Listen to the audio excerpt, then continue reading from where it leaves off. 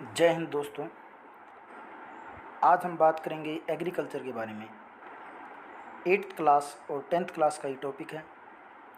Majorly मैंने जो topic cover किया है वो 8th क्लास का है, तो इसके बारे में बात करते हैं कि एग्रीकल्चर क्या होती है, इसका डिस्ट्रीब्यूशन इंडिया में और वर्ल्ड में किस प्रकार है, कौन कौन सी मेजर क्रॉप्स की एग्रीकल्चर वर्ल्ड में की जाती है, कौन कौन सी क्रॉप्स इसके अंदर आती हैं।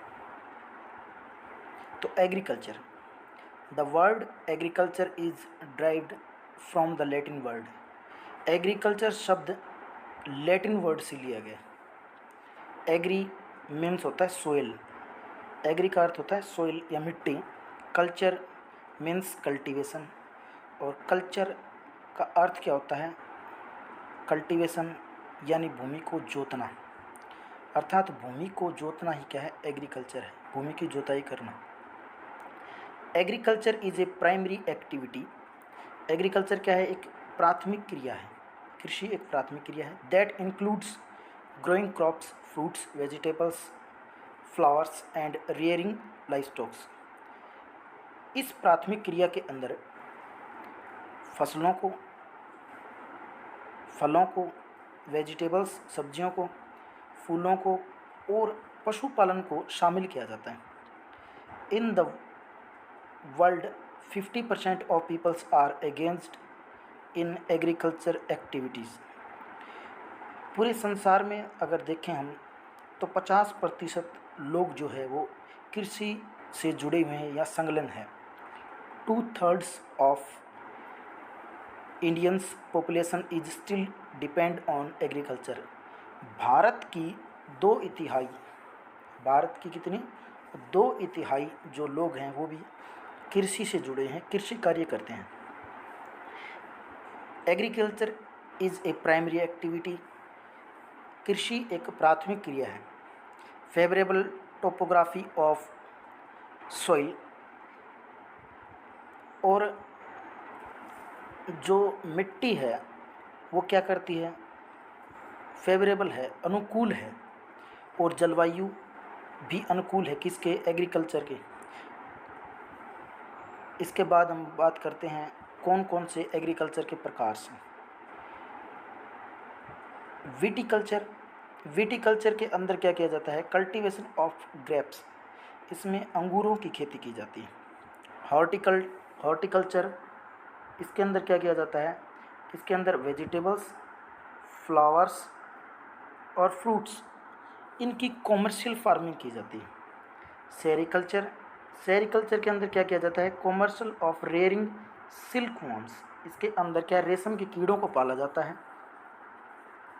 इट में supplements the income of farmer, और ये क्या है, किसानों के आय के मुख्य साधन हैं। सेरिकल्चर के अंदर जो सिल्क वॉर्म किया जाता है वो मलबेरी प्लांट्स यानी शहतूत के पत्तियों के ऊपर, उनकी लीव्स के ऊपर क्या है, सिल्क वॉर्म यानी रेशम के कीड़ों को पाला जाता है। एग्रीकल्चर, देखते हैं एग्रीकल्चर क्या है। The science and art of cultivation on the soil, raising crops and rearing livestocks is also called farming, यानी भूमि को जोतने की कला एवं विज्ञान। इसी के साथ फसलों को उगाना, पशुओं को पालना क्या कहलाता है, खेती कहलाता है, फार्मिंग कहलाता है। इसी को हम एग्रीकल्चर कहते हैं। पिसिकल्चर देखिए, breeding of fishes in specially constructed tanks and ponds. Breeding करना किसकी, फिशिंग की, फिशिंग का प्रजनन करना कहाँ पर करवाना, टैंक्स, बड़े बड़े जो टैंक्स बनाए गए हैं, हौद हैं और तालाब हैं, उनके अंदर क्या किया जाता है, मछलियों को पाला जाता है, मछली पालन कहलाता है। इसके बाद देखते हैं फार्म सिस्टम। फार्म सिस्टम क्या होता है। अब फार्म सिस्टम के अंदर अलग अलग प्रकार के टूल्स भी आ जाते हैं। एग्रीकल्चर और farming can be looked at as a system. Important inputs, seeds, fertilizers, machinery and labor. इस फार्म सिस्टम के अंदर क्या किया जाता है, महत्वपूर्ण इनपुट्स जो टूल्स शामिल होते हैं उनमें है बीज, खाद, मशीनरी, श्रम, लेबर, जो मजदूर हैं हमारे काम करते हैं। ऑपरेशंस जो अलग अलग कार्य किए जाते हैं इसके अंदर, एग्रीकल्चर के अंदर, उसके अंदर है प्लगिंग।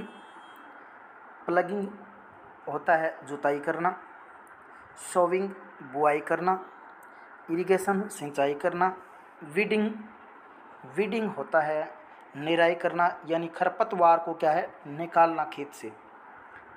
ये प्री एग्रीकल्चर एक्टिविटी है। इसके बाद में है हार्वेस्टिंग करना, यानी फसलों की कटाई करना। ठीक है।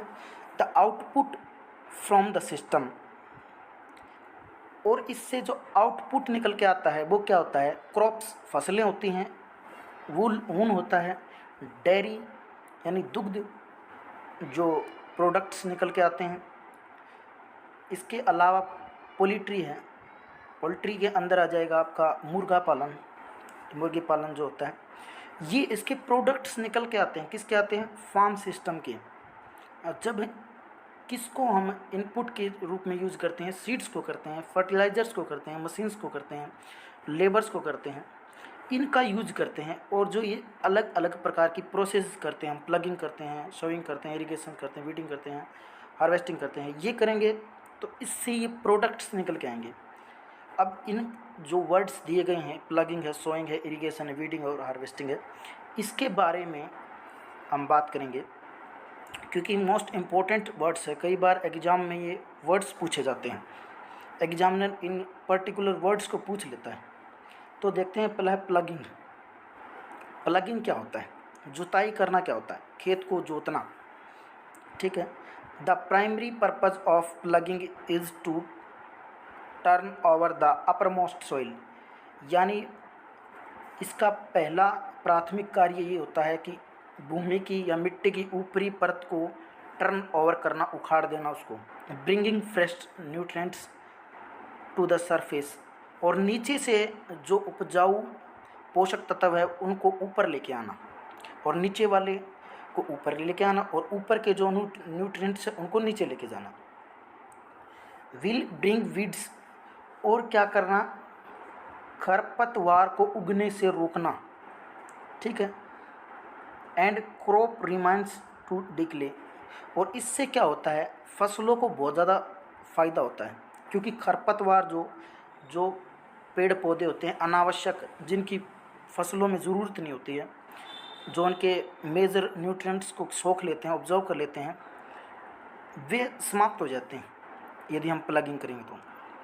उसके बाद में है sowing, is a process of planting seeds into the soil, यानी भूमि के अंदर बीजों को बोना, ये होती है बुआई।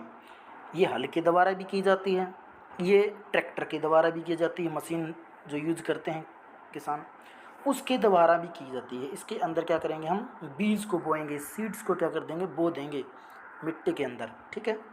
इसके बाद में देखते हैं इरिगेशन। इरिगेशन होता है सिंचाई करना। पहले हमने भूमि की जुताई कर ली, फिर इसके बाद की प्रोसेस आती है बुआई कर ली हमने, अब सिंचाई करते हैं। फसलों में क्या करेंगे, पानी लगाएंगे। ये पानी लगाने की अलग अलग मेथड के द्वारा क्या किया जाता है, फसलों में पानी लगाया जाता है जब भी उनको रिक्वायरमेंट्स होती है, ज़रूरत होती है उसकी। Irrigation is to water crops by bringing in waters, यानी पानी लाना, किसके अंदर लगाना, किसकी सहायता से लगाएंगे, फ्रॉम पाइप्स, कैनाल्स, नहरों के द्वारा, पाइप्स के द्वारा, स्प्रिंकलर्स, फवारा सिस्टम के द्वारा, या हैंडपम्प के द्वारा जो हम कुएं खोद के लगाते हैं उसके द्वारा भी लगाते हैं। कई बार तालाब भी इसके अंदर, जो बड़े बड़े पॉन्ड्स है वो भी इसके अंदर यूज किए जाते हैं।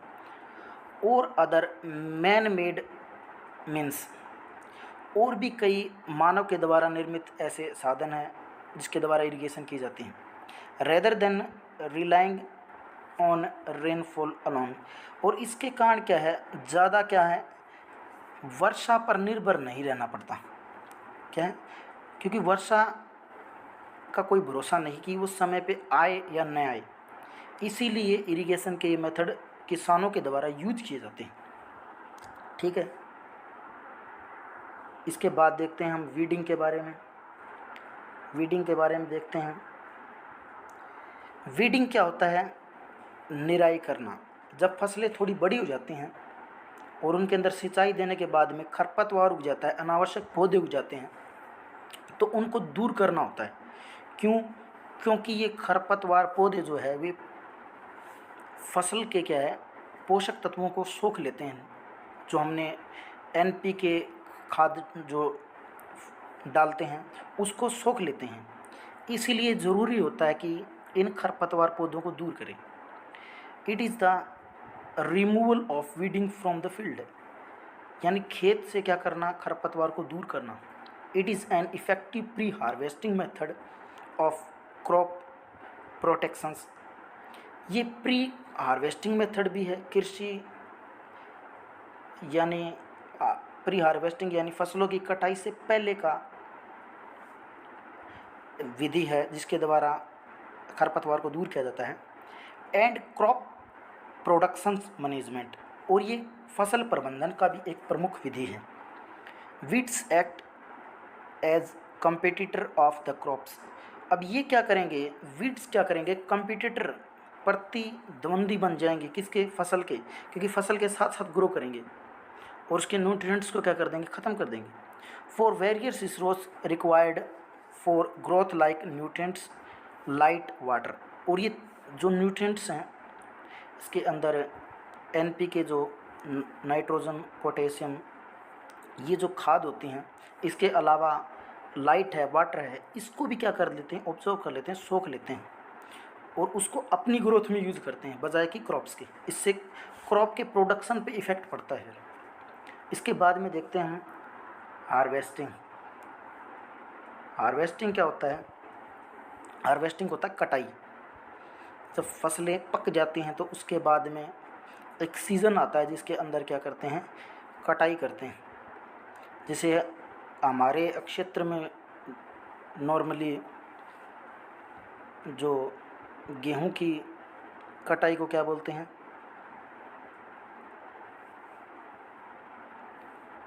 उसे बोलते हैं सामनी, साडी और सामनी गेहूं की, और जो चने, इसके अलावा जो खरीफ की फसल है, इन दोनों को बोलते हैं साडी और सामनी। और जो जैसे हम गेहूं को काटते हैं उसको बोलते हैं लामणी, लामणी बोलते हैं, लामणी करना यानी गेहूं को काटना।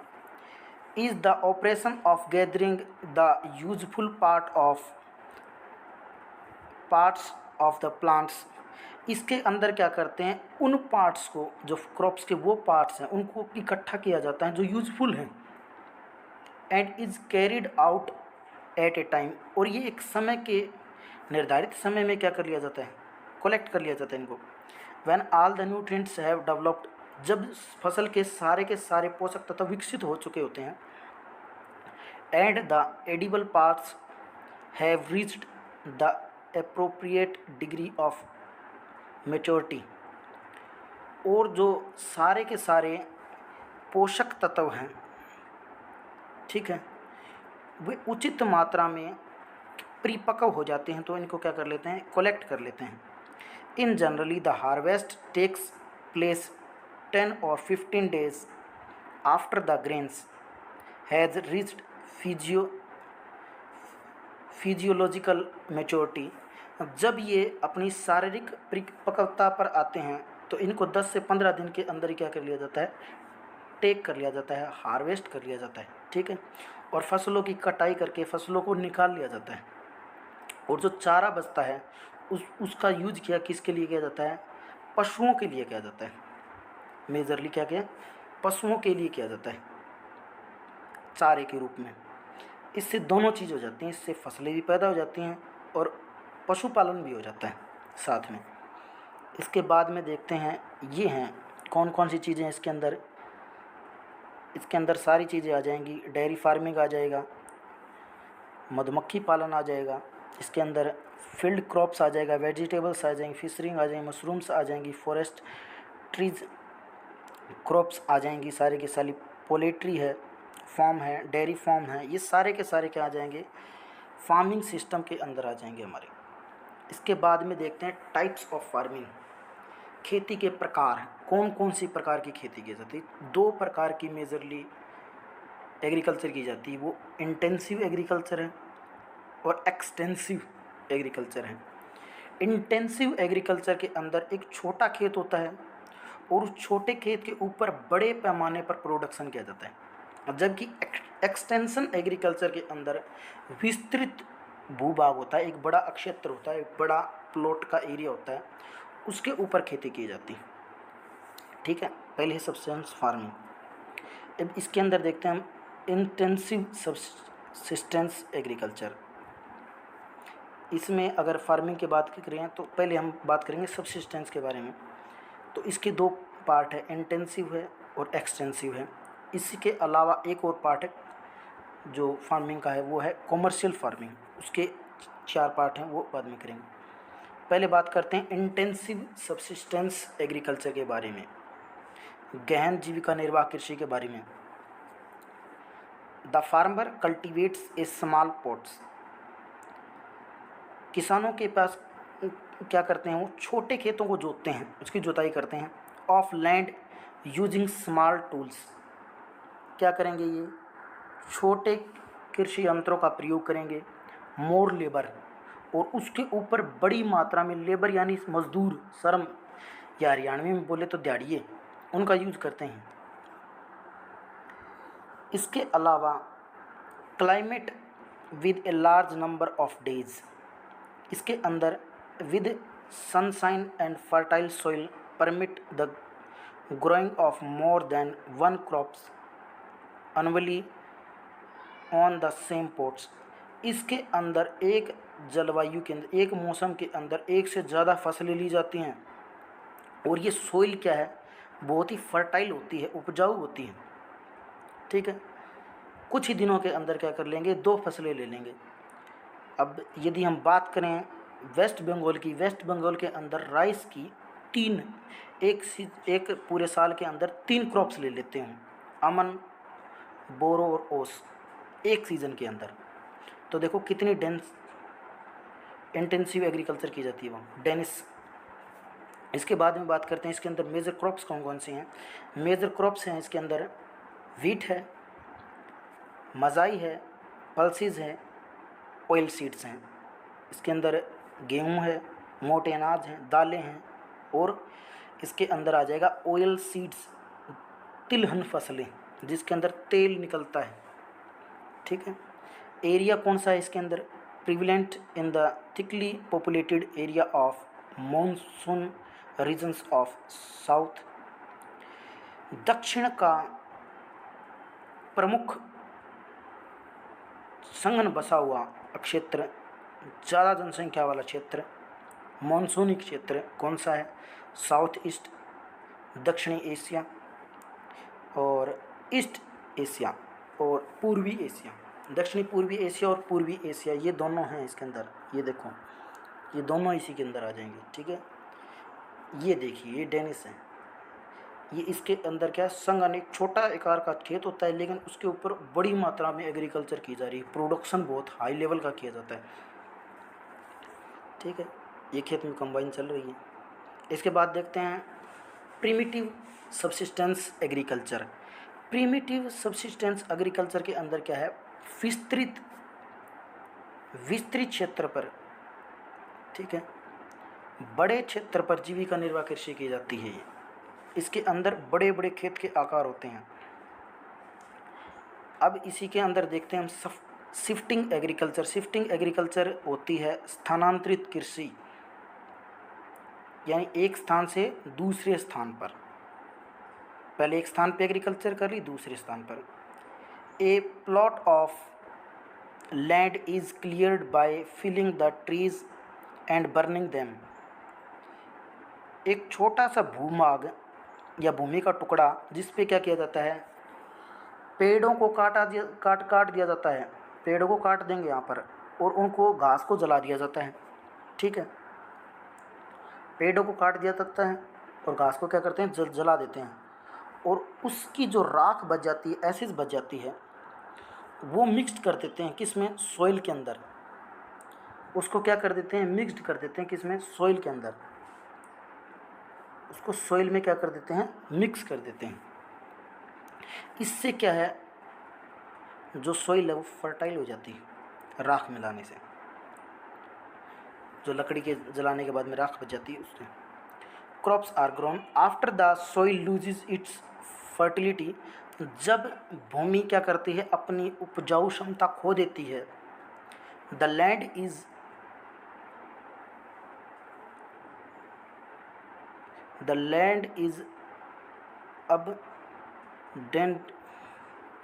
abandoned and the cultivator moves to a new plots। और जो भूमि को जोतने वाले किसान हैं वो क्या करते हैं, दूसरे स्थान पर चले जाते हैं उस एक टुकड़े को छोड़ करके, ठीक है। Shifting cultivation is also known as slash and burn agriculture.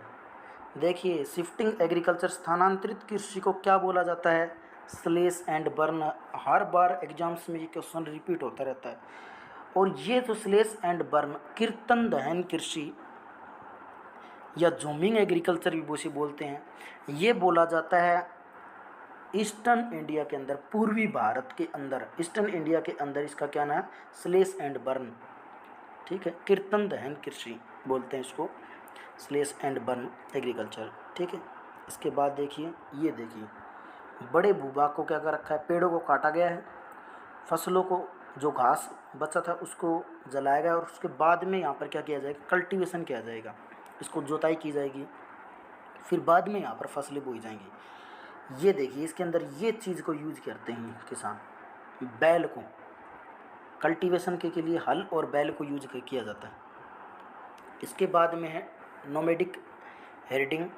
Nomadic हेरिडिंग के अंदर देखिए क्या होता है, ये होता है नोमैडिक हेरिडिंग को बोलेंगे हम घुमंतु पशुपालन या पशुचारण। पशुचारण ये भी कृषि का एक भाग है, ठीक है, सबसिस्टेंस एग्रीकल्चर का एक पार्ट है। Nomadic herding herdsman move from place to place. इसके अंदर क्या कर देता है, उसमें तो भूमि का टुकड़ा खाली छोड़ करके दूसरे पे चला जाता है, लेकिन इसके अंदर क्या करता है, एक स्थान से दूसरे स्थान पर अपने पशुओं के साथ क्या करता रहता है, माइग्रेशन करता रहता है, माइग्रेट होता रहता है, ठीक है। विद देयर एनिमल्स फॉर फूडर्स, किसके लिए, चारे के लिए, क्योंकि पशुओं को क्या चाहिए, चारा चाहिए, उनको क्या चाहिए होता है, चारा, ठीक है। वाटर्स, पानी के लिए। अलोंग डिफाइंड रूट्स, अलग अलग प्रकार के रूट्स पर ये क्या है, घूमते रहते हैं। These types of movements arises in response to climate constraints and train medic. ये सारा का सारा इसका प्रमुख जो कारण है वो क्लाइमेट में परिवर्तन है, जलवायु में चेंज आता रहता है, ठीक है। जलवायु के अंदर क्या आता रहता है, चेंज आता रहता है, अवरोध आते हैं, अनुकूल जलवायु नहीं रहती है। जब भी सूखा पड़ता है, घास खत्म हो जाता है, तो क्या करते हैं, एक स्थान से दूसरे स्थान पर चारा और पानी, फूड और वाटर के लिए क्या है, दूसरे स्थान पर चले जाते हैं, ठीक है। इसके बाद देखिए मेजर लाइवस्टॉक, प्रमुख रूप से कौन कौन से पशुओं को ये पालते हैं, ये पालते हैं भेड़, सिप भेड़, कैमल, ऊँट, याक पाला जाता है, यदाक लद्दाख के इलाके में, जम्मू एंड कश्मीर में, हिमाचल प्रदेश, गोट्स, बकरियां, ठीक है। इनको क्या करते हैं, ये मेजर रूप से पालते हैं। दे प्रोवाइडेड, ये क्या इनको प्रदान करती हैं, मिल्क, दूध, मीट, मांस, वूल, ऊन, ये सब चीज़ें इनको प्रदान करती हैं। Other products the aiders and their family, और भी जो चीज़ें हैं जो ये परिवार है इनसे प्राप्त करते हैं, इनसे चमड़ा भी प्राप्त करते हैं जिसका इसका यूज़ करते हैं, ठीक है। इसकी स्किन का यूज करते हैं अलग अलग प्रोडक्ट्स बनाने के लिए। अब देखिए other main crops and other crops, ठीक है। ये हैं शिफ्टिंग एग्रीकल्चर की जो मेन क्रॉप्स कौन कौन सी थी उसके बारे में बात करते हैं। शिफ्टिंग एग्रीकल्चर की जो मेन क्रॉप्स थी वो थी मजाई, याम, पटेटोज़ एंड कसावा। कसावा एक ऐसा पौधा होता है, ठीक है, जो कम पानी वाले क्षेत्रों में उगता है, ठीक है। शकरकंदी जैसा ये पौधा होता है जिसकी जड़ों का यूज किया जाता है खाने के लिए। और कसावा का यूज जो है, कसावा का यूज किसके लिए किया जाता है? साबूदाना बनाने के लिए। साबूदाने की जो खीर बनती है हमारी, उसके लिए भी कसावा का यूज करते हैं। एरियाज़ देखिए कौन कौन से एरिया में शिफ्टिंग एग्रीकल्चर की जाती है। Shifting cultivation practised in the thickly forested area.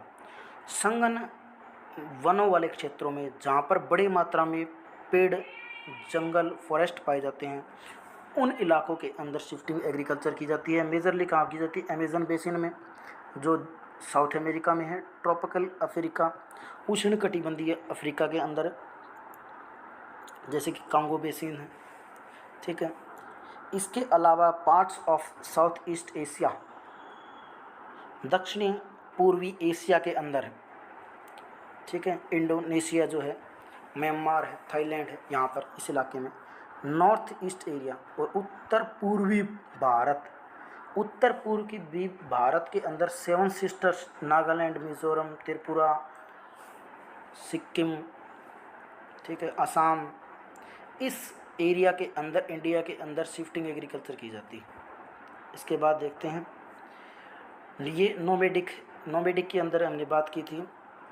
इसके अंदर देखिए ये होता है नोमेडिक के अंदर पशुपालन जो किया जाता है। मेजरली राजस्थान के अंदर हम देखते हैं, या हिमाचल प्रदेश इंडिया के अंदर देखें तो उत्तराखंड, जम्मू एंड कश्मीर, ये क्या करते हैं? भेड़ बकरियां को पालने का काम करते हैं, ठीक है, मेजर रूप से। लेकिन पाकिस्तान क्या करता है? वो गधों को पालता है, वो भी गधों का पालन करता है। लेकिन भारत गधों को नहीं पालता। पाकिस्तान क्या है? वर्ल्ड में नंबर 1 है, किसमें? गधों को पालने में। वो भी इसी के अंदर आ जाएगा हमारा।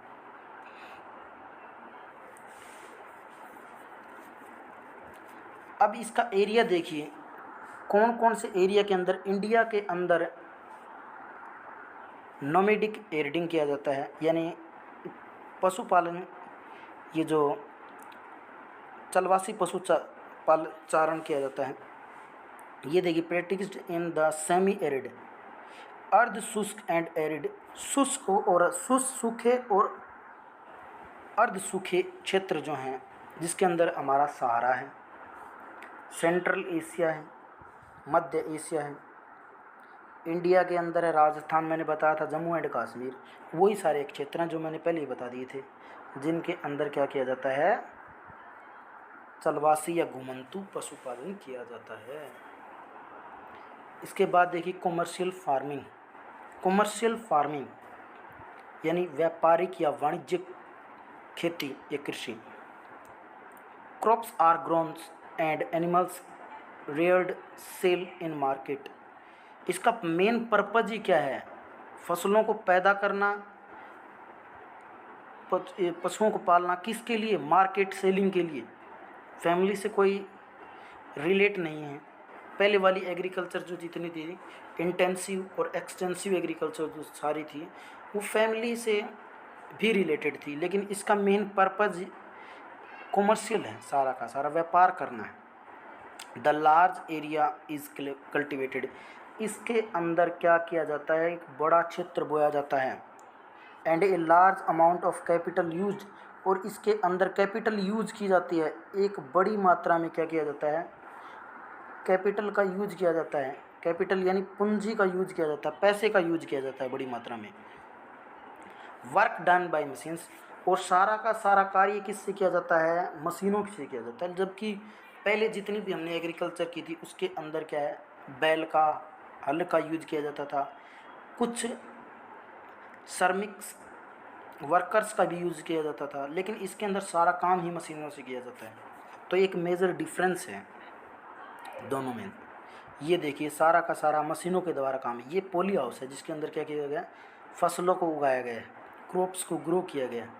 ये देखिए, ये मॉडर्न डेयरी फार्मिंग है। जिसका मेजर यूज ही क्या कि किसके लिए किया जाता है, कमर्शियल फार्मिंग के लिए किया जाता है।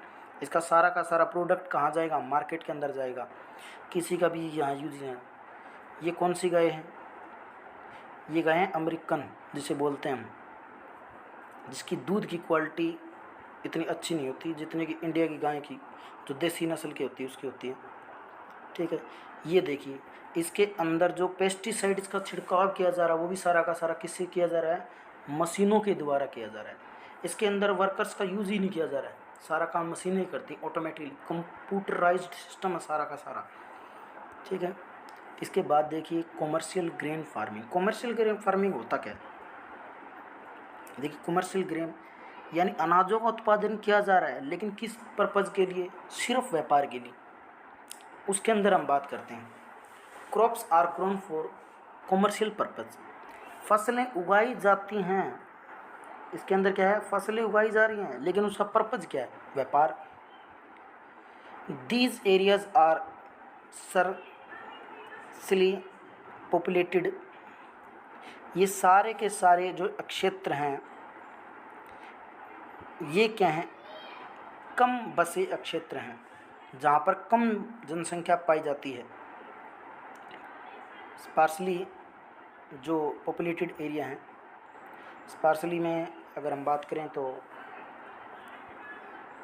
सारा का सारा अमेरिका, कनाडा, ऑस्ट्रेलिया, रसिया और यूरोपियन कंट्रीज़ हैं, वो सारे के सारे इसके अंदर आ जाएंगे सारे, क्योंकि वहाँ पर पॉपुलेशन कम है, एरिया बड़ा है, तो मशीनों का यूज़ किया जाता है वहाँ पर। With large farms spreading over 100 of hectares, कई सौ एकड़ के, कई सौ हेक्टेयर के बड़े बड़े फार्म्स होते हैं यहाँ पर। Survivor winters retract the growing seasons, और मेजर जो सीज़न होता है ग्रोइंग सीजन वो विंटर का होता है। And only A single crop can be grown, और यहाँ का क्या है, मेजरली एक दो क्रॉप्स ही बोई जाती है, सिंगल क्रॉप से बोई जाती है। इसके अंदर मेजर क्रॉप्स कौन सी आ जाएंगी, हमारी वीट आ जाएगा और मजाई आ जाएगी। ठीक है, एरिया कौन से हैं, टेम्परेट ग्रासलैंड्स, शीतोष्ण घास के मैदान ऑफ नॉर्थ अमेरिका। अब नॉर्थ अमेरिका में देखो, नॉर्थ अमेरिका के अंदर क्या है, प्रेरीज ग्रासलैंड्स हैं, वेल्ड्स हैं। ठीक है, इनके यूरोपियन में वेल्ड्स, इनके अंदर क्या है, मेजर रूप से गेहूँ बोई जाती है। प्रेरीज तो फेमस है वर्ल्ड में गेहूँ बोने के लिए, अमेरिका में है जो। इसके अलावा एशिया भी है जो वीट का प्रोडक्शन करता है, जैसे कि इंडिया है, चाइना है, ये मेजर प्रोडक्टर्स हैं। इसके बाद में मिक्स फार्मिंग। मिक्स फार्मिंग में क्या किया जाता है, सारी चीज़ें बोई जाती हैं। इसके अंदर लाइव स्टॉक्स भी आ जाएगा, इसके अंदर अलग अलग प्रकार की फार्मिंग भी आ जाएगी सारी की सारी। ठीक है, the land is used for growing foods. इसके अंदर भूमि का यूज किसके लिए किया जा रहा है, भोजन के लिए, जो खाद्य फसलें उनको बोलेंगे लिए, फूडर्स चारा फसलों के लिए, और राइजिंग स्टॉक्स पशुपालन के लिए किया जा रहा है सारा का सारा। ठीक है, एरिया कौन कौन सा, देखिए इसके अंदर एरिया की यदि हम बात करें तो इसके अंदर एरिया आ जाएगा हमारा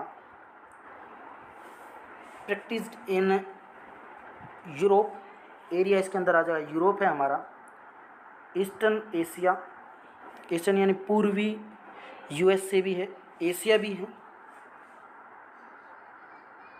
एशिया का जो रसिया वाला इलाका वो आएगा इसके अंदर, बाकी नहीं आएगा। अर्जेंटीना है, इसके अलावा साउथ ईस्ट एशिया है, ये साउथ ईस्ट ऑस्ट्रेलिया, दक्षिणी पूर्वी ऑस्ट्रेलिया है, न्यूजीलैंड है इसके अंदर, साउथ अफ्रीका। ये सारा का सारा इलाका का मिक्स्ड फार्मिंग की जाती है, यहाँ पर मिश्रित खेती की जाती है। अब देखिए मिक्स्ड फार्मिंग के अंदर देखो इसके अंदर ये लाइव स्टॉक्स है हमारा, ये फार्मिंग कर रहे हैं, और ये देखो शिफ्टिंग एग्रीकल्चर भी की जा रही है, एक्सटेंसिव इंटेंसिव सारी एग्रीकल्चर की जाती है वर्ल्ड के अंदर, इंडिया में भी ऐसा ही है। ये देखिए इसके अंदर यहाँ पर फ्लावर्स भी लगा रखे हैं इसने खेत के अंदर। ठीक है, तो देखिए गेंदे के फूल लगा रखे हैं, यहाँ पर इसने बताऊ के लगा रखे हैं, यहाँ पर पोमोग्रेनेट प्लांट लगा रखे हैं, ये कोकोनट प्लांट्स हैं, तो यहाँ पर वेजिटेबल फ्लावर्स हैं। तो ये सारे के सारे क्या कर रहे हैं, मिक्स एग्रीकल्चर है ये। इसके अंदर एक क्रॉप्स नहीं है, कई फसलें एक साथ बोई जा रही हैं, यही तो है मिक्स एग्रीकल्चर। ठीक है, अब इसके बाद देखते हैं प्लांटेशन एग्रीकल्चर। ठीक है, प्लांटेशन एग्रीकल्चर यानी रोपण कृषि क्या होती है। प्लांटेशन एग्रीकल्चर के अंदर बीज यानी सीड के द्वारा एग्रीकल्चर के अंदर सोविंग नहीं की जाती, यानी बुआई नहीं की जाती। इसके अंदर पहले प्लांट तैयार किया जाता है एक छोटा, और उसकी प्लांट्स को लगाया जाता है। कई तो टेम्परेरी प्लांट्स होते हैं, कई परमानेंट प्लांट्स होते हैं। टेम्परेरी में जैसे कि शुगर केन है, और परमानेंट में जैसे कि कोकोनट, कॉफ़ी, टी, इसके प्लांट। टेम्परेरी में जैसे बोल सकते हैं हम कॉटन, एक सीज़न के बाद उसको काट दिया जाता है। अब देखते हैं प्लांटेशन एग्रीकल्चर के बारे में। ए टाइप ऑफ कॉमर्शियल फार्मिंग, इसके अंदर क्या है, ये भी क्या है, कॉमर्शियल फार्मिंग है। ऐसा तो नहीं कि हम चाय बोएंगे और सारी की चाय खुद ही पी जाएंगे, या कॉफ़ी बोते हैं हम तो सारी की सारी कॉफ़ी खुद ही पी जाएंगे, या शुगर कैन गन्ना बो रखा हमने और सारे के सारे गन्ने का यूज़ हमने खुद ही कर लिया।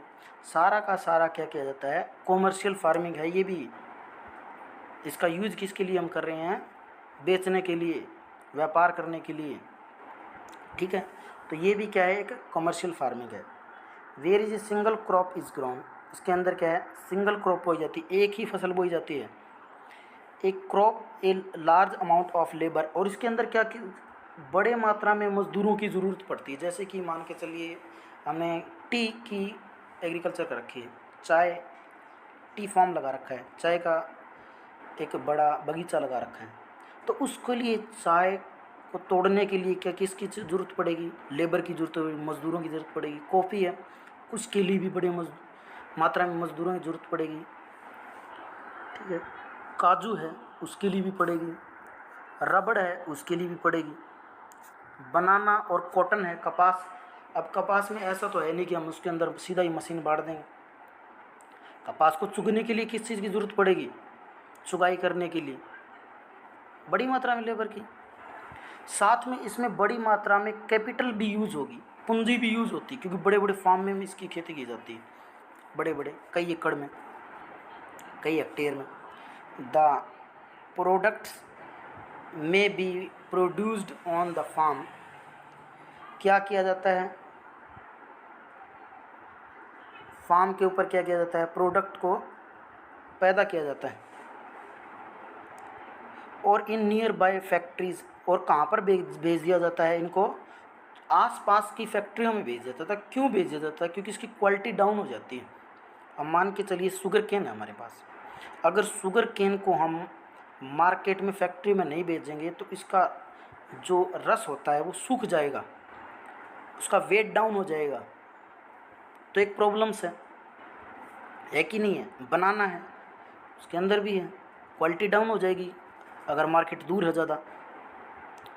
ठीक है, तो इसलिए क्या है, पास की ही जो फैक्ट्रीज़ है उसके अंदर भेज दिया जाता है इसको, ताकि इससे न्यू प्रोडक्ट्स बनाया जा सके, उसकी क्वालिटी भी अच्छी रहे। The development of A transport network is दस एसेंशियल फॉर सच फार्मिंग। ठीक है, इस प्रकार के कृषि के लिए परिवहन सुविधाओं सबसे ज़्यादा ज़रूरी है, आवश्यक है, क्योंकि समय पे मार्केट में और फैक्ट्री तक प्रोडक्ट, ये जो रॉ मटेरियल उसको पहुंचाना बहुत ज़्यादा ज़रूरी है, क्योंकि उसकी क्वालिटी डाउन न हो, इसलिए। इसके बाद देखते हैं क्रॉप्स कौन कौन सी इसके अंदर है। इसके अंदर बोई जाती है टी है, चाय, इसके अंदर टी बोए का चाय बोई जाती है, कॉफ़ी, कहवा, शुगर कैन, गन्ना, कैसवे, काजू, रबड़, केला जो बनाना है, और इसके अलावा है कॉटन यानी कपास, ये बोई जाती है। मेजर एरिया देखिए इसके प्लांटेशन एग्रीकल्चर के। अब मेजर एरिया कौन कौन से हैं, प्रमुख जो एरिया है वो ट्रॉपिकल रीजन है, उष्ण कटिबंधीय क्षेत्र है, जहाँ पर क्या है सारा साल सनशाइन प्रोवाइड होता है, यानी सूर्य का प्रकाश अच्छे से मिल पाता है फसलों को, ठीक है, या डायरेक्ट रेज जहाँ पर पड़ती हैं। इसके अंदर देखिए मेजर प्रोडक्टर है, रबर का कौन है, मलेशिया, कॉफ़ी का ब्राज़ील, टी का इंडिया और श्रीलंका, ये सारे के सारे इंडिया और श्रीलंका दोनों के दोनों इसके मेजर प्रोडक्ट्स। अब ये देखिए ये किस चीज़ का प्लांट है, ये है रबर प्लांट। रबर प्लांट के अंदर क्या किया जाता है, सीजन के अंदर कट लगा देते हैं। अब जब कट लगा देंगे इसके अंदर तो यहाँ से क्या होगा, रबर का जो लिक्विड है वो आ जाएगा और इसके अंदर क्या हो जाएगा, कलेक्ट कर लिया जाएगा।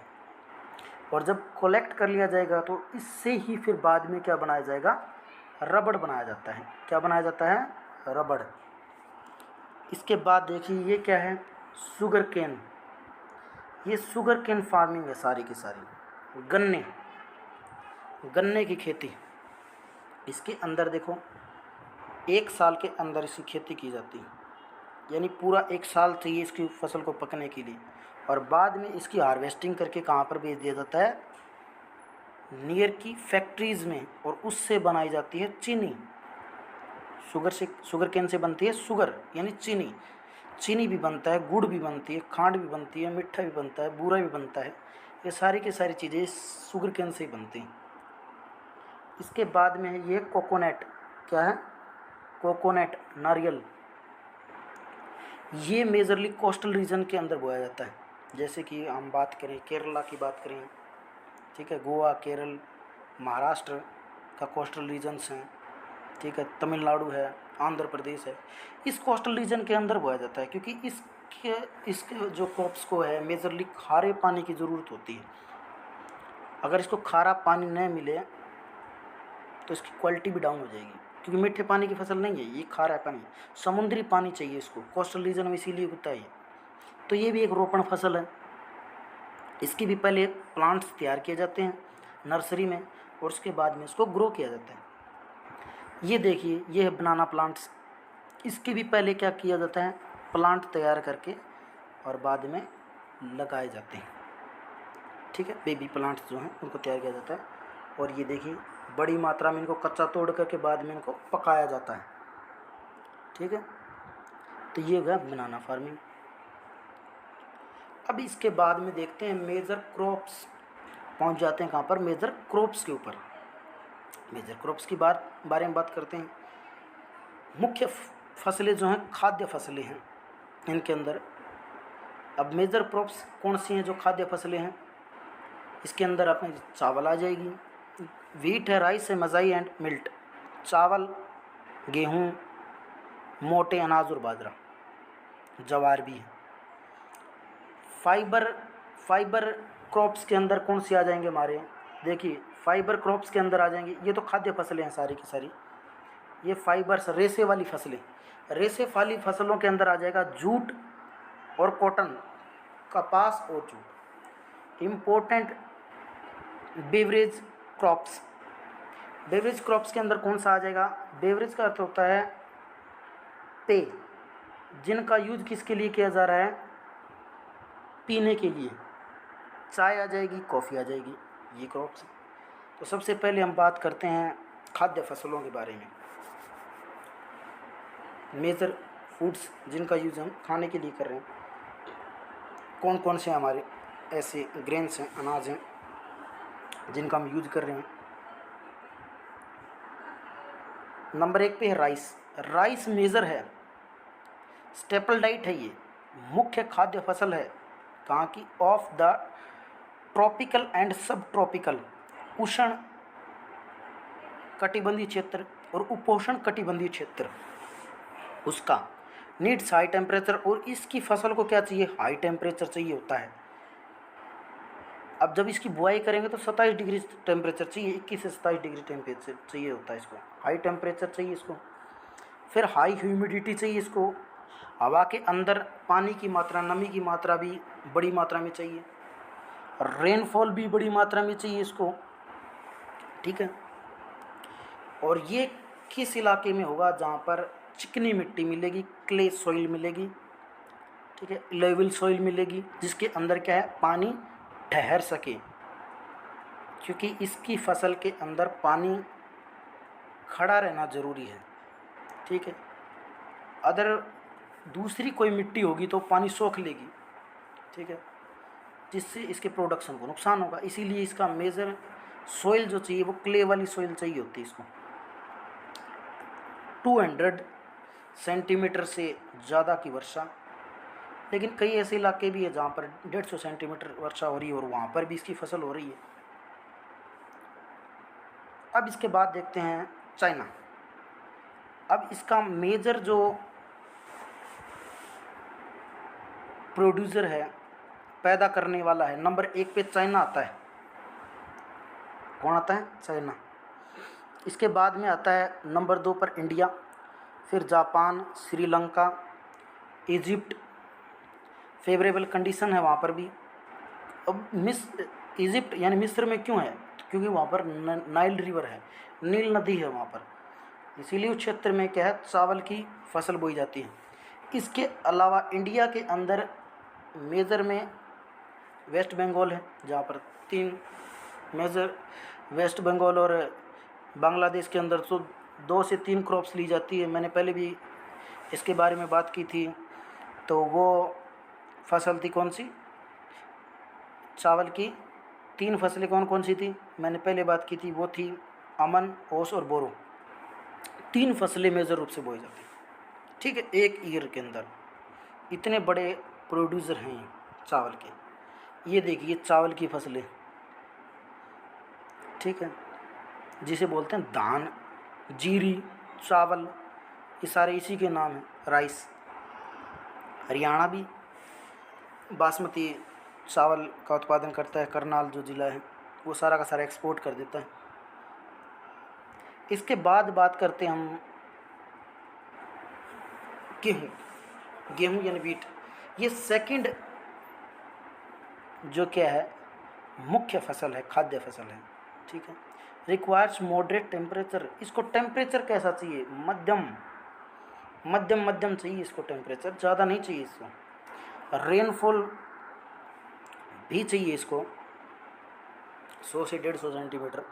100 सेंटीमीटर से कम में भी हो जाती है जहाँ पर सिंचाई की व्यवस्था होती है, यानी इरिगेशन की व्यवस्था होती है। Rainfall during the growing season. Growing season में क्या है? रेनफॉल और ब्राइट सनशाइन। और इसको क्या चाहिए? Bright sunshine at time harvesting. जब इसकी कटाई करते हैं ना, तो उस समय क्या चाहिए? आकाश खुला होना चाहिए, ठीक है, उसके अंदर बादल नहीं होने चाहिए, क्लाउड्स नहीं होने चाहिए, क्योंकि इसकी प्रोडक्शन को क्या करेंगे? इफ़ेक्ट डालेंगे, प्रभावित कर देंगे, फसल को ख़राब कर देंगे अगर बारिश हो जाएगी तो, ठीक है।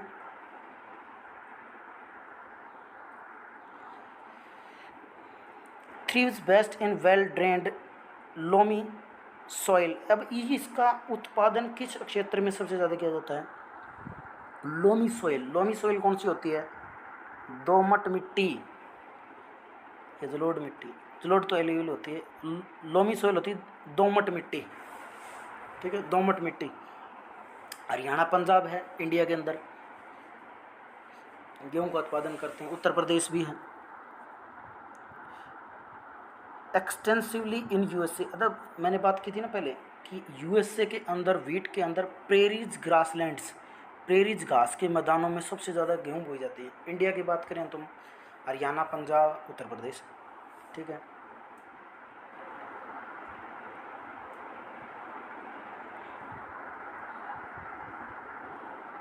ठीक है, उसके बाद में कनाडा, अर्जेंटीना, रसिया, यूक्रेन, ऑस्ट्रेलिया और इंडिया। इंडिया के अंदर ये फसल जो बोई जाती है, ये बोई जाती है विंटर सीजन में, नवंबर से मार्च के बीच, ठीक है। मार्च अप्रैल में इसकी कटाई की जाती है, हार्वेस्टिंग कर लिया जाता है इसको। मिल्ट्स देखिए, ठीक है, मोटे अनाज कौन कौन से हमारे? नॉन एज द कोर्से ग्रेन्स। इसको क्या मोटे अनाज भी बोलते हैं हम। Can be grown on less fertile and Sandy soil. ये कम उपजाऊ भूमि या बलुआ मिट्टी में भी उग जाते हैं। सैंडी सॉइल कौन सी होती है? बलुआ मिट्टी, बालू मिट्टी जो टिब्बे वाली होती है वो होती है बालू मिट्टी। ठीक है। ये Hardy crops that needs low rainfall, जिसको क्या चाहिए, कम क्या चाहिए, रेनफॉल, कम वर्षा चाहिए होती है। And high to moderate temperature, और इसको ज़्यादा और मध्यम क्या चाहिए, इसको टेम्परेचर चाहिए। एंड एडिक्वेट रेनफॉल, और ये नॉर्मली क्या है, पर्याप्त वर्षा नहीं चाहिए इसको, कम वर्षा में भी ये हो जाता है। ठीक है। अब इसके अंदर मेजर क्रॉप्स कौन कौन सी आ जाएंगी? इसके अंदर आ जाएगी हमारी ज्वार बाजरा, रागी। आर ग्रोन इन इंडिया, ये भारत में बोए जाते हैं, मोटे अनाज हैं। Also in Nigeria, China and Nigeria और नाइजर ये अफ्रीका के देश हैं, इनके अंदर भी बोया जाता है, चाइना में भी बोया जाता है। ठीक है। तो ये थे हमारे मोटे अनाज। आगे विद डायग्राम मैं एक्सप्लेन भी करूँगा इनको, आगे डायग्राम भी है। इसके बाद में है कॉटन रिक्वायर्स हाई टेम्परेचर। अब इसको चाहिए हाई टेम्परेचर। जब हम कपास को बोएंगे तो क्या चाहिए, इसको हाई टेम्परेचर चाहिए होता है। और 200 डेज या 210 डेज फ्रॉस्ट फ्री, यानी पाला रहित, पाला नहीं पड़ना चाहिए। ठीक है। अगर पाला पड़ेगा तो इससे कपास की फसल को क्या हो जाएगा, नुकसान होगा। ठीक है। एंड ब्राइट सनशाइन, और आकाश बिल्कुल खुला, सूरज बिल्कुल चमकना चाहिए आकाश के अंदर। ठीक है। To grow and grows best on black. अब इसकी जो पैदावार होती है कॉटन की, वो होती है ब्लैक सॉइल के अंदर, काली मिट्टी, या रेगुर सॉइल भी बोलते हैं इसको, कई बार रेगुर सॉइल भी बोलते हैं, इसका दूसरा नाम है रेगुर सॉइल या ब्लैक सॉइल। इंडिया की अगर हम बात करें तो ये डेक्कन प्लेटो के इलाके में पाई जाती है सारी की सारी। इसके बाद देखिए इसी के अंदर alluvial soils leading products of cotton. इसके अलावा एलुवियल सॉइल में भी बोई जाती है, जलोढ़ मिट्टी में बोई जाती है, हरियाणा पंजाब का इलाका है, उत्तर प्रदेश, वहाँ पर भी। अब इसको बोल लेंगे हम नरमा, देसन कपास भी बोलते हैं। नरमा तो यहाँ की नहीं है, ये तो विदेशों से ये वैराइटीज़ हैं कॉटन की, जो लंबे रेशे की कपास होती है ये। इसी के अंदर देखें तो यूएसए है, इंडिया है, चाइना है, जो मेजर प्रोड्यूसर है उसके अंदर China, USA, India, Pakistan, Brazil and Egypt. Main raw materials for the cotton textile industries. ये सारे के सारे क्या हैं, सूती वस्त्र उद्योग के लिए क्या करते हैं, रॉ मटेरियल पैदा करते हैं सारे के सारे। ठीक है। ये देखिए, ये हमारी मैंने बात की थी गेहूँ, क्या थी, व्हीट, क्या थी ये, व्हीट यानी व्हीट।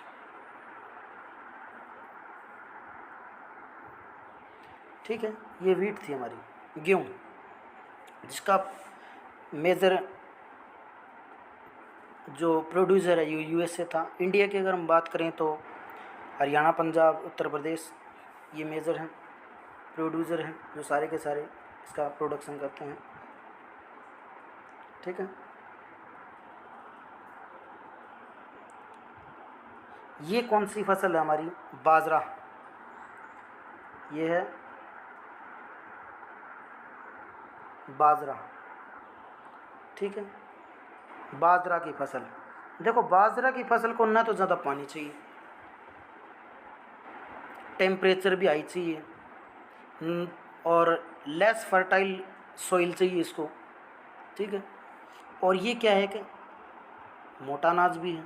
ये सारे के सारे मोटे अनाज हैं, मिल्ट्स हैं सारे के सारे।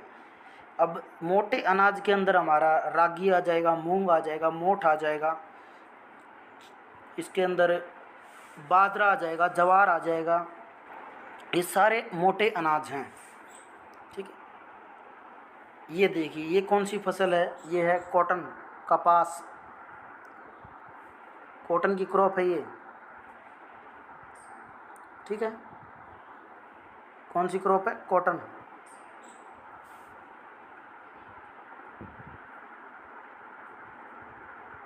कॉटन, कॉटन, ठीक है, कॉटन की फसल। इसके बाद ये देखिए ये भी कॉटन।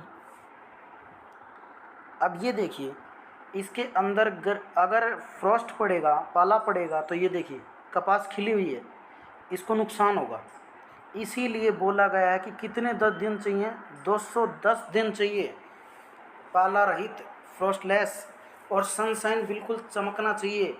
अगर नहीं चमकेगा सूरज तो ये क्या हो जाएगा, खिल नहीं पाएगी।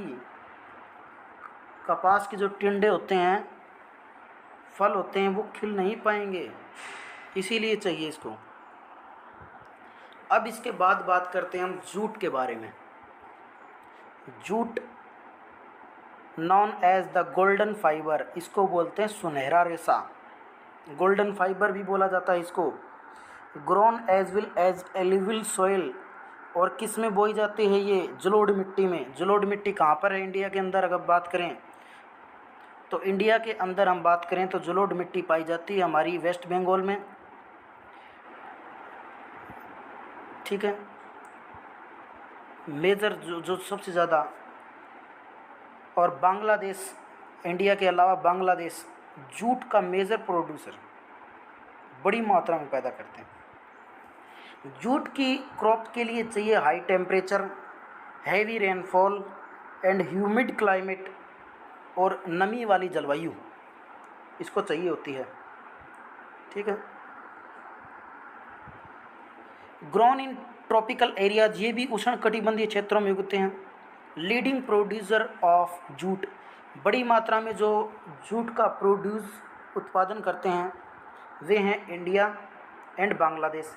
इंडिया में मैंने बताया था ना, वेस्ट बंगाल और बांग्लादेश, ये दोनों जो इलाके हैं, इंडिया और बांग्लादेश, ये दोनों के दोनों जो इलाके हैं, ये हैं सुंदरवन डेल्टा के इलाके। सुंदरवन डेल्टा के अंदर गंगा ब्रह्मपुत्र नदी से निर्मित डेल्टा है, फर्टाइल लैंड है वो सारी की सारी, एलिविल सोइल पाई जाती है, और उसके अंदर जूट की एग्रीकल्चर की जाती है। ठीक है, इसके बाद हम बात करते हैं कॉफ़ी के बारे में। कॉफ़ी क्या है, एक बेवरेज है, पेय फसल है। ठीक है, requires a warm and wet climate, इसको गर्म और सूखी जलवायु चाहिए होती है। वार्म होती गर्म, वेट होती सूखी, सूखी और गर्म जलवायु चाहिए। And well drained loamy soil, और दोमट मिट्टी चाहिए इसको। कहाँ की, हिली स्लोप्स की, are more suitable for the growing of crops. Hilly slopes, पहाड़ी जो क्षेत्र हैं, ढलवा क्षेत्र हैं, वो इस फसल के लिए उपयोगी हैं। लीडिंग प्रोड्यूसर आर ब्राज़ील, सबसे बड़ा जो कॉफ़ी प्रोड्यूसर है वो है ब्राज़ील, इसके बाद में कोलंबिया है, और ये है इंडिया। ये दोनों के दोनों जो हैं, कोलंबिया और ब्राज़ील, ये दोनों हैं दक्षिण अमेरिका में, साउथ अमेरिका में, और ये इंडिया। इसके बाद हम बात करते हैं टी की। टी भी बेवरेज है, बेवरेज है, पेय फसल है। ठीक है, क्या है, पेय फसल है। A beverage crop grown on plantation requires cool climate, इसको क्या चाहिए, कूल क्लाइमेट चाहिए, ठंडी जलवायु चाहिए। And well distributed high rainfall, और इसको चाहिए 200+ rainfall, centimetre rainfall throughout the years, पूरे साल के अंदर। For the growth of its tender leaves, इस पौधे की टिंडर लीव्स क्या होती हैं, कोमल पत्तियाँ, वो तब निकलेंगी जब इसके ऊपर ड्रिजलिंग होगी, बूंदाबांदी होती रहेगी कंटिन्यू।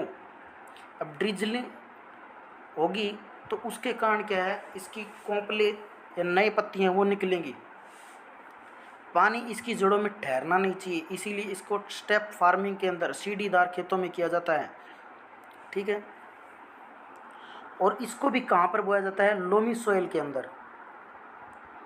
ठीक है, इसके बाद देखिए and gently slopes. Gently slopes होते हैं कोमल ढाल। जेंटल स्लोप्स जो होते हैं कोमल ढाल यानी मंद ढाल, कम ढलवा। ठीक है, उसके ऊपर बोया जाता है। और मेजर प्रोड्यूसर देखिए केनिया है। कौन सा है, Kenya, India, China, Sri Lanka. Producer the best quality T in the world. उच्च क्वालिटी की चाय बोई जाती है। अब एक बात देखिए, इंडिया के अंदर दार्जिलिंग जो है वो वर्ल्ड की बेस्ट चाय के लिए फेमस है। दार्जिलिंग है सिक्किम के बिल्कुल नीचे और वेस्ट बंगाल का हिस्सा है। ये वर्ल्ड में सबसे बेस्ट टी वहीं मिलती, वहीं पैदा होती। ठीक है, इंडिया के अंदर बात करें, असम फेमस है चाय के लिए। असम, मेघालय, पूर्वोत्तर भारत के अंदर चाय बोई जाती है। और चाय बोई जाती है वो रेड सॉइल के अंदर बोई जाती है सारी की सारी। ठीक है, ये देखिए, ये है जूट फार्मिंग। क्या है, जूट फार्मिंग। ये जूट के पौधे हैं, इनको काटा जाएगा। देखो पहले ये फसल बोई जाती है, इसको काटा जाता है, फिर इसको पानी में डुबोया जाता है, इसको गलाया जाता है, सड़ाया जाता है, फिर इसका रेशे निकाले जाते हैं और रेशे निकाल कर इनको ऐसे सुखाया जाता है। इनको सुखाकर फिर इनसे क्या किया जाता है, बोरियां बनाई जाती हैं।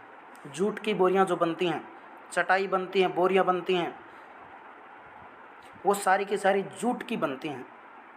और इसका कलर देखिए, पहले ग्रीन कलर है, जैसे इसको पानी में डुबाया जाएगा, कुछ दिन रखा जाएगा, जैसे ही गल जाएगा, ये सड़ जाएगा, तो उसके बाद में इसका कलर कैसा होगा, गोल्डन कलर हो गया इसका।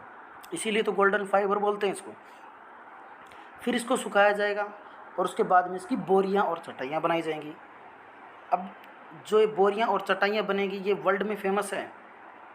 कहाँ की, बांग्लादेश की और इंडिया के वेस्ट बंगाल की। फिर इसको एक्सपोर्ट कर दिया जाएगा।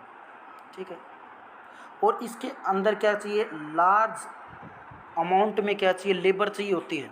ठीक है,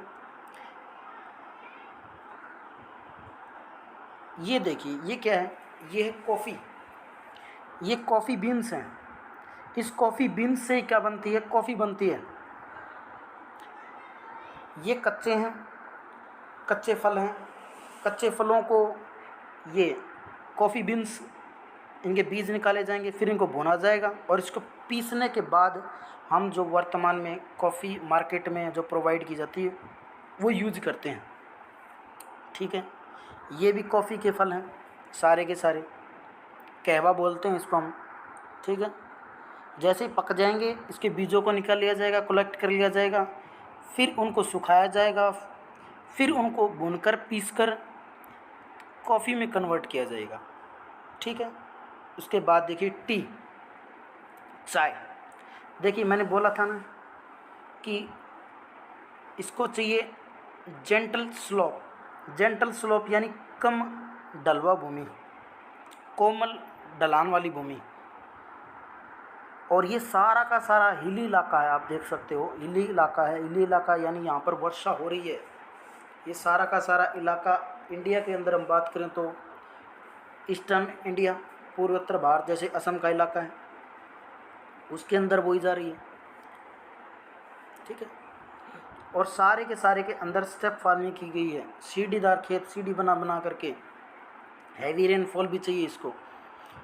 अब क्या करते हैं, अगर बारिश नहीं होगी तो इसके ऊपर जो ये पत्तियां हैं ना, ये पत्तियां ये फुटाव नहीं देंगी, फुटाव बंद हो जाएगा इसके अंदर। ये पत्तियां जो हैं इसके ऊपर फुटाव बंद हो जाएगा तो चाय की क्वालिटी डाउन हो जाएगी, प्रोडक्शन लो हो जाएगा। इसीलिए 200 सेंटीमीटर से ज़्यादा वर्षा चाहिए होती है इसको। ठीक है, अब इसके लास्ट में देखते हैं एग्रीकल्चर डेवलपमेंट, कृषि का विकास। ठीक है। Efforts were made to increase farm production. ज़्यादा से ज़्यादा हम एफर्ट लगाएंगे तो उससे क्या होगा, प्रोडक्शन इंक्रीज होगा। In order to meet the growing demand, और हम क्या कर पाएंगे, डिमांड को पूरा कर पाएंगे ऑफ द इंक्रीजिंग पॉपुलेशन। इससे क्या हो जाएगा, बढ़ती हुई जनसंख्या की खाद्य आपूर्ति को हम पूरा कर पाएंगे। अचीव्ड इन मैनी वेज, अलग अलग प्रकार से। Such as increasing the cropped area, क्या करके कर सकते हैं हम इसको, क्रॉप एरिया को बढ़ा करके। यदि हम क्रॉप एरिया को बढ़ा देंगे तो उससे भी प्रोडक्शन बढ़ेगा। नंबर ऑफ क्रॉप्स को यदि हम ग्रो करेंगे तो उससे भी बढ़ेगा। इम्प्रूविंग इरिगेशन करेंगे, यानी सिंचाई के संसाधनों का विकास करेंगे, उससे भी बढ़ेगा। फैसिलिटीज़, फर्टिलाइज़र्स है, पेस्टिसाइड है, उसका अगर यूज करेंगे तो फसलों में क्या नहीं लगेगा, कीड़ा नहीं लगेगा, तो फसलें बर्बाद नहीं होंगी। ठीक है, तो उससे भी कृषि का विकास होगा। Use the fertilizers and high yield variety HYV seeds. ठीक है, यदि हम पेस्टिसाइड्स का और फर्टिलाइज़र का यूज करेंगे तो उससे भी कृषि का विकास होगा। ज़्यादा मात्रा में नहीं करें, बस ज़्यादा मात्रा में करेंगे तो उससे क्या हो जाएगा, सॉइल डिग्रेडेशन हो जाएगा। ठीक है, देखिए ग्रीन रेवोल्यूशन के अंदर भी किया गया था, HYV सीड्स का प्रयोग किया गया था। कई बार पूछ भी सकता है एग्जामिनर कि HYV क्या होता है, हाई यील्ड वैरायटी सीड्स। ठीक है, जिसका यूज क्या है, एग्रीकल्चर के प्रोडक्शन के लिए किया जाता है, ज़्यादा हो प्रोडक्शन। ठीक है, ultimate aim of agriculture development is to increase food security. Main purpose ही ये है एग्रीकल्चर, खेती के विकास का, किसको बढ़ाना, फूड सिक्योरिटी, खाद्य सुरक्षा को बढ़ाना, ताकि कई बार सूखा पड़ जाए तो हम पॉपुलेशन को, जनसंख्या को क्या भोजन उपलब्ध करा सकें। ठीक है, इसके बाद देखते हैं developing countries with large populations practice intensive agriculture. जहाँ पर बड़ी मात्रा में जनसंख्या है वहाँ पर ज़मीन कम है, इसीलिए वहाँ पर सघन कृषि की जाती है। और ये किस में की जाती है, डेवलपिंग कंट्री, जैसे कि इंडिया है। ठीक है, और भी बहुत सारी जो डेवलपिंग कंट्री हैं, श्रीलंका है, बांग्लादेश है, पाकिस्तान है, ठीक है, नेपाल है, भूटान है, वर्ल्ड में और भी बहुत ज़्यादा हैं, इंडोनेशिया है, थाईलैंड है, म्यांमार है। ये सारी की सारी हाई पॉपुलेटेड, चाइना है, ये सारी की सारी हाई पॉपुलेटेड कंट्रीज़ हैं और डेवलपिंग भी। चाइना तो डेवलप्ड हो गया। तो यहाँ पर क्या है, खेतों का आकार छोटा है, तो यहाँ पर क्या है, इंटेंसिव एग्रीकल्चर, यानी छोटे से भूमि के टुकड़े पर ज़्यादा प्रोडक्शन लिया जाता है। Where crops are grown on small holdings mostly for subsistence, large holdings are popular for commercial agriculture. जिन क्षेत्रों में क्या स्मॉल होल्डिंग्स हैं, ठीक है, वहाँ पर क्या है, सब्सिस्टेंसी जो एग्रीकल्चर है वो लार्ज, बड़े पैमाने पर की जा रही है और पॉपुलर भी है। ठीक है, कॉमर्शियल फार्मिंग उसके अंदर की जा रही है।